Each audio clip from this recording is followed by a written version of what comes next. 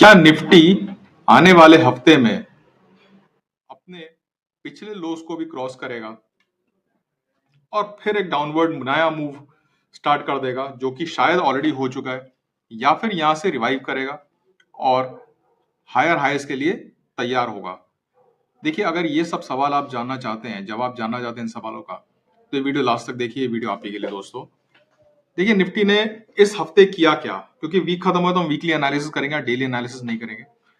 इस हफ्ते क्या किया? एक बड़ी रेड कैंडल बनाई, अच्छी रेड कैंडल बनाई और अच्छी वॉल्यूम के साथ बनाई। एवरेज वॉल्यूम, लो वॉल्यूम भी नहीं है। एवरेज वॉल्यूम मतलब हम ट्रस्ट कर सकते हैं इस रेड कैंडल को, इस प्राइस एक्शन को। पिछले हफ्ते हमने क्या कहा था? पिछले हफ्ते हमारा ये एनालिसिस था कि क्योंकि ये ग्रेवस्टोन डोजी बनी है तो इसका मतलब है कि कहीं ना कहीं ट्रेंड रिवर्सल आएगा, और हम एक्सपेक्ट कर रहे थे कि लोअर मूव रहेगा निफ्टी का, जो कि हुआ भी और बहुत अच्छा लोअर मूव रहा। सारे एवरेजेस के ऊपर जहां निफ्टी एक बार को निकल गया था, वापस सारे एवरेजेस के नीचे आ गया। दो तीन चीजें अच्छी हैं, दो तीन चीजें खराब हैं, सब डिस्कस करेंगे दोस्तों। देखिए, पहला तो कि निफ्टी अपना इस चैनल जो हमारा चल रहा था, ये ग्रीन कलर का आप चैनल देख रहे हैं, डाउनवर्ड मूवमेंट चैनल है, इसको आप देख रहे हैं, तो इसके बिल्कुल यहीं पर निफ्टी ने सपोर्ट लिया है। दोस्तों एक मिनट होल्ड करिए। निफ्टी ने बिल्कुल यहां पर सपोर्ट लिया है और एक्सपेक्टेड है कि यहां पर सपोर्ट लेगा, मगर ये सपोर्ट अगर टूट गया तो निफ्टी फिर से इस चैनल में आ जाएगा, डाउनवर्ड ट्रेंडिंग चैनल में आ जाएगा, और फिर तो पक्का हो जाएगा कि डाउनवर्ड मूवमेंट शुरू हो गया, वापस ट्रेंड रिवर्सल हो गया है। जो अभी लग रहा था कि ट्रेंड ऊपर की तरफ जाने को निफ्टी तैयार है, चैनल क्रॉस किया है, काफी टाइम के बाद चैनल क्रॉस किया है, नवंबर के बाद क्रॉस किया था, अपवर्ड साइड में ब्रेक किया था चैनल, बहुत जद्दोजहद, बहुत मेहनत के बाद किया था। तो एक ये भी लॉजिक हो सकता है कि शायद ये डाउनवर्ड मूवमेंट ना हो, मगर एक निफ्टी स्ट्रेंथ कलेक्ट कर रहा है अपवर्ड मूवमेंट के लिए। तो अगर हम देखें, अपवर्ड, थोड़ा डाउनवर्ड, फिर डाउनवर्ड, फिर डाउन, फिर अच्छी मूव के साथ ऊपर गया, थोड़ा सा नीचे आके स्ट्रेंथ कलेक्ट करके फिर निफ्टी ऊपर जाएगा। एक तो ये चीज हो सकती है, या फिर यहां से वापस निफ्टी नीचे की तरफ आएगा। क्या होगा ये तो खैर टाइम ही बताएगा, बट जहां तक मुझे लगता है, मेरा एनालिसिस कहता है निफ्टी आने वाले हफ्ते में स्टार्टिंग में थोड़ा सा अपवर्ड मूव दिखाएगा, और उस अपवर्ड मूव के बाद फिर या तो साइडवेज मूव रहेगा या डाउन मूव रहेगा। मुझे नहीं लगता कि ये जो कैंडल का टॉप है, इस वीकली कैंडल का जो टॉप है, इसको निफ्टी क्रॉस कर पाएगा आने वाले हफ्ते में। डाउनवर्ड मूव की एक्सपेक्टेशन मुझे ज्यादा है।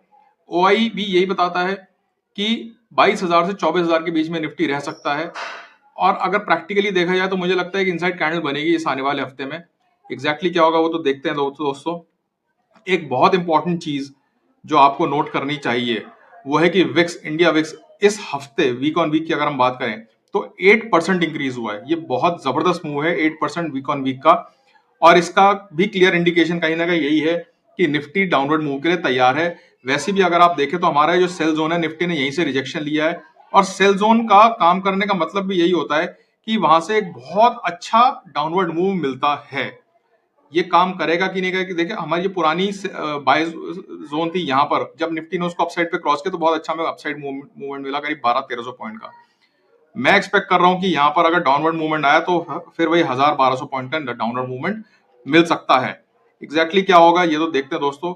मगर हाँ, इस हफ्ते की अगर रेंज की मैं बात करूं तो जो कैलकुलेटेड रेंजेस हैं, अगर निफ्टी इस चैनल के अंदर आ जाता है, स्लिप कर देता है, तो मुझे लगता है कि 22,740 से लेकर और करीब करीब 23,500 तक की रेंज रह सकती है।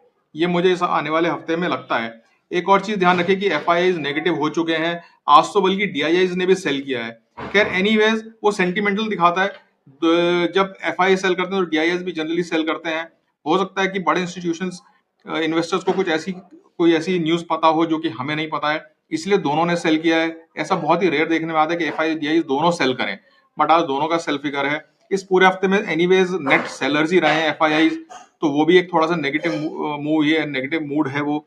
और एक और बहुत इंपॉर्टेंट बात, अभी ट्रंप ने ये भी बोला है कि जो सेक्टर्स छोड़ दिए, यानी फार्मा स्पेसिफिकली, उस पर भी टैरिफ को रिव्यू करेंगे, और आने वाले टाइम में कुछ दिनों में, स्पेसिफिकली 9 अप्रैल के आसपास, वो उस पर भी अपना डिसीजन देंगे।